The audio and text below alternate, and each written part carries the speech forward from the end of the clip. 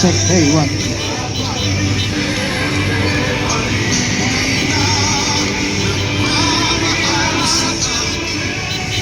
Abante mo konti. Kami po ay nananawagan.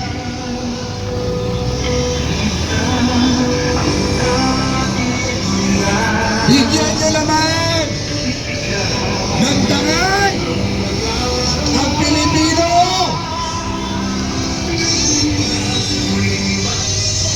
Ngayon lang tayo nakaranas na kapwa Pilipino dinidibot ng gobyernong ito. Kami po ay nananawagan, lalong-lalo na sa ating mga kapulisan. Gumising kayo! Alam nyo ang tama at alam nyo ang mali. Alam namin na sumusunod lang kayo sa utos po ng leader ninyo.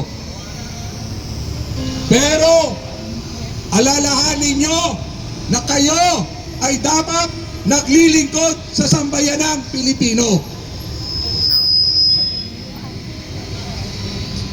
At kami ay naniniwala na sa tama kayo. May pamilya kayo. May mga anak kayo.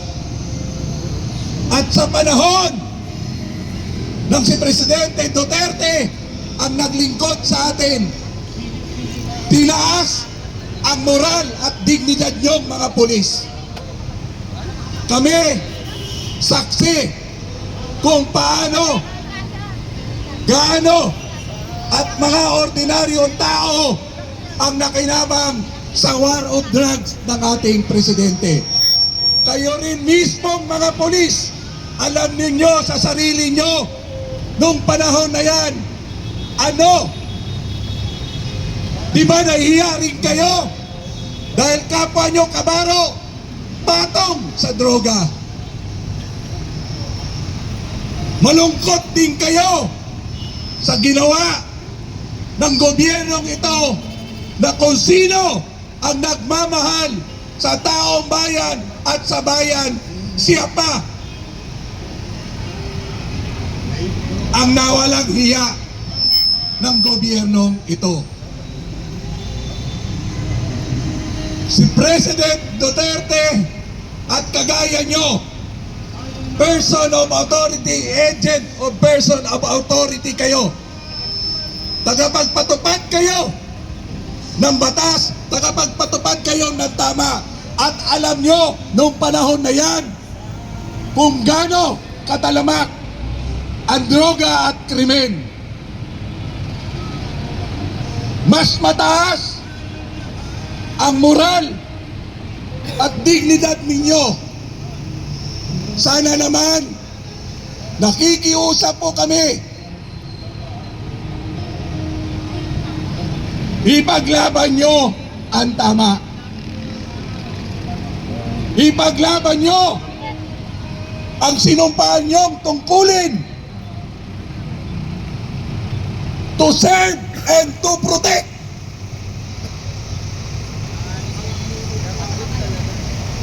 Nasaan na ang values natin? Nasaan na ang pagiging Pilipino natin? Yung taong nagmahal sa bayan natin, nagsakripisyo upang makinabang ang ordinaryong mamamayan. Pamilya nyo, pamilya namin, nakinabang dyan.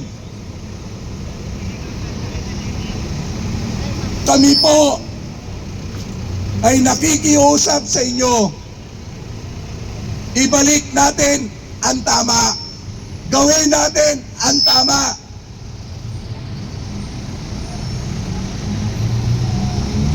Hindi rin ho kami masaya na maghaharap-harap tayo rito na iisa ang ating tungkulin. may tungkulin ang gobyerno sa mamamayan. Tanong ko sa inyo, tinupad pa ng gobyernong ito ang tungkulin niya sa mamamayan? Nakakaawa kayong mga pulis, kayong mga law enforcer, kayong mga frontliner, kayo ang sumasagap, kayo ang sumasalubong sa kabuluktutan ng gobyernong ito. Alam ko, labag din sa loob nyo, pero wala kayong magawa dahil yan follow order. Alalahanin nyo, nangyari na ito. Pero alam ko, may konsensya pa rin kayo.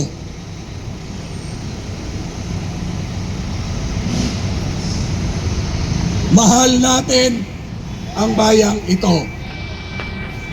Mahal natin ang Pilipino. Sana sa pagkakataong ito, umiral ang pagiging Pilipino natin. Kami ay nakikiusap sa inyo.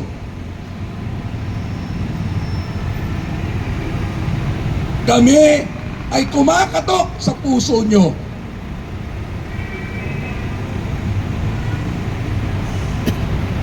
Ipatupad natin ang tama. Ipatupad natin bilang isang Pilipino. Kailan ka nakakita ang Pilipino, ang gobyernong ito, kahit kailan walang tinupad sa kanyang mga pangako, walang nagkatotoo sa kanyang mga sinabi, sa kanyang mga salita?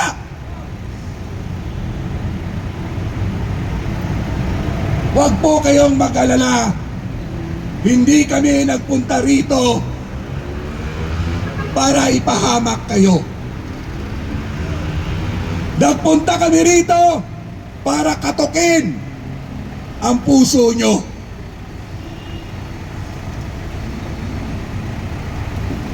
Sino ang nagmahal sa bansang ito? Sa panahon na kadiliman, panahon na nag-iiral ang masamang elemento ng droga. Inuulit po namin bilang kapwa Pilipino, tumaya tayo sa tama. Nakikita ko sa mga mukha nyo. Dama ko rin ang damdamin nyo. Kaya lang, follow order tayo. Hindi masama sumunod sa tamang kautusan. Kaya po, nandito kami. Kinakatok namin kayo. Huwag kayo magpagamit sa gobyernong ito. Alam ko, alam nyo na hindi matino ang pag-iisip ng presidente natin.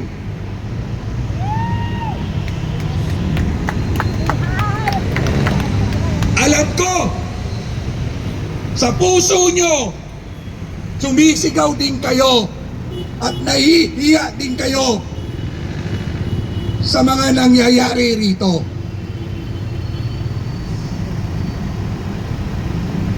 At uulitin po namin,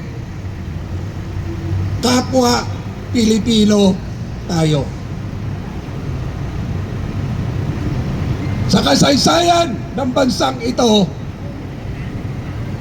ang kalaban ng Pilipino ay kapwa Pilipino. Iilan lang yan.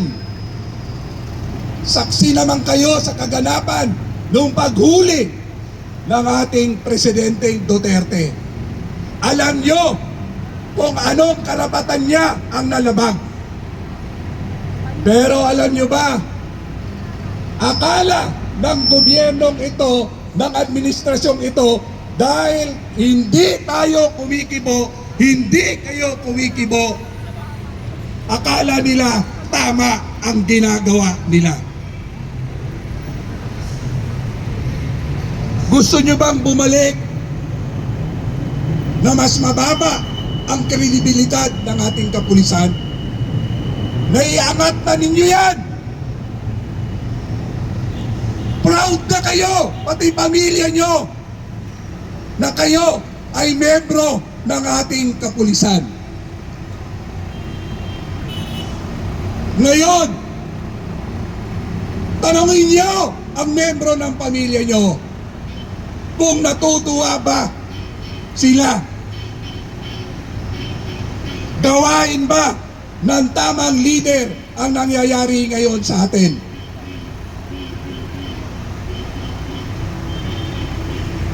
Kung sino ang tunay na nagmahal, lumaban sa kasamaan, dalawang uri lang ang masama, ang nagpapasama sa bansang ito.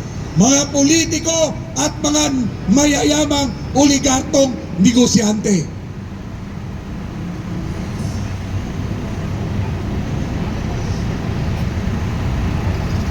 Kami po ay kumakatok sa puso nyo. Kami po ay naniniwala na may dignidad kayo. Kami po ay umaasa na titindig at titindig din kayo.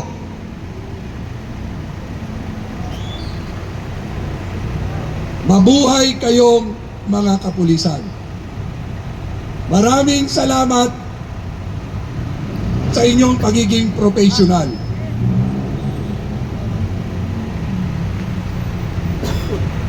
Pero kailangan kayo ng mga ordinaryong mamamayan. Kailangan kayo para itama ang pagkakamaling hindi ninyo gawa. Hindi natin gawa. Ginagalang po namin ang uniforme po ninyong yan. Kaya pagpasensyahan nyo na kayo na kami kung nandito at nabahala kayo. Pero uulitin ko po, dahil sa inyo, ang bayang ito may pag-asa. Hindi pa huli ang lahat.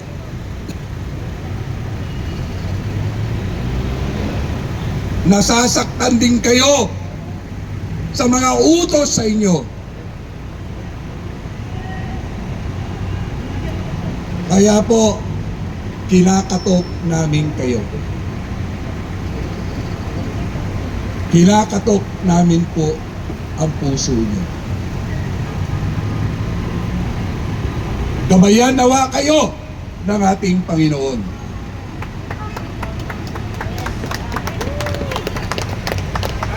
Ulitin namin, salamat sa paglilingkod ninyo. Pero ang pakiusap namin, tumayo naman kayo sa tama. Tumayo naman kayo sa taong bayan. Mabuhay ang Pilipinas! Mabuhay ang Presidente Duterte! Mabuhay ang ating kapulisan! Mabuhay ang ating kapulisan!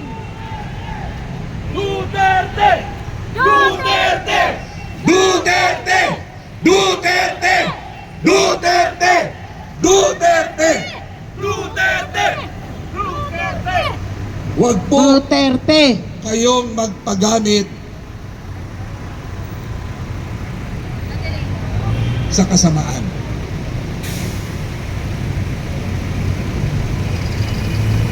Alam ko, sa tingin ko, sa mga mata ninyo, malungkot kayo. Malungkot kayo dahil labag din sa kalooban nyo. Umaharap kami ngayon sa inyo. May pamilya kami. May mga kababayan kami na umaasa pa rin na itama natin ang maling sistemang ito. Muli po, pagpasensyahan nyo kami kung kami man sa oras na to ay nagambala namin kayo. Uulitin ko po, mahal namin kayong mga pulis. Salamat sa inyo. Ang bayang ito ay sa Pilipino.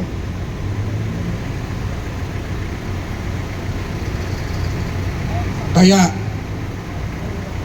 hindi kami nawawalan ng pag-asa na sasama din kayo sa pagtindig sa tama. I-report ninyo sa officers ninyo na ngayon lang nagkaroon kayo ng kaharap na hindi kayo minumura. Ngayon lang kayo may nakaharap na masama ang loob, pero ginagalang pa rin kayo.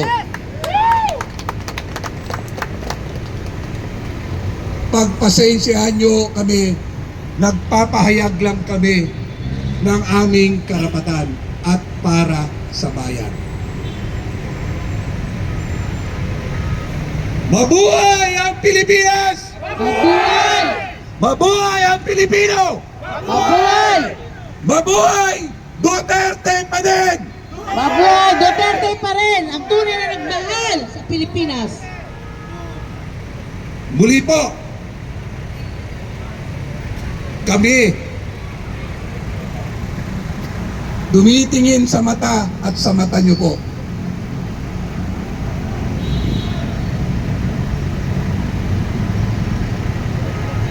Alang-alang sa bayang ito.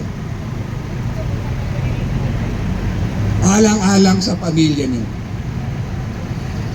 Alang-alang sa kapwa Pilipino natin.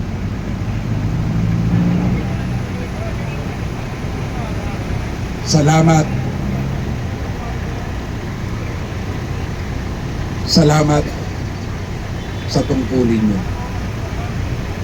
Makapulis po ako. Nagpapa-implement din po ako ng batas.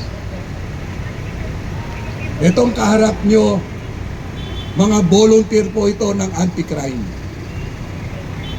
Force multiplier nyo po. Nagsiservisyo na walang hinahangad na kapalit, kung hindi gampanan lang ang tungkulin sa bayan. Kaya kaibigan namin po kayo.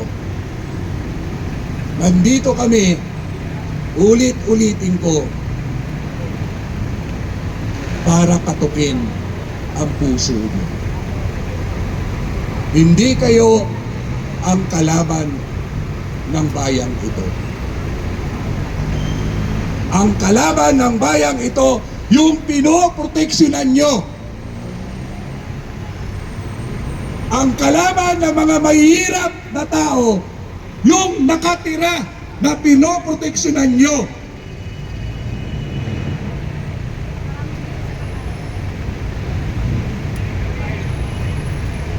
Ang nagpapahirap sa bayang ito,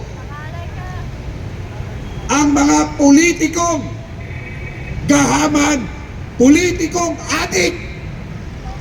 Adik din sa pera.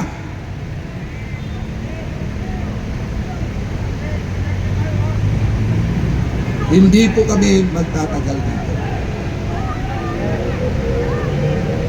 Nagbigay lang po kami ng mensahe para sa inyo. Dok, Mga kababayan, masaya pa ba kayo sa panahong ito? Huwag nating gawing hadlang ang kahinaan ng ilan para sa kasiyahan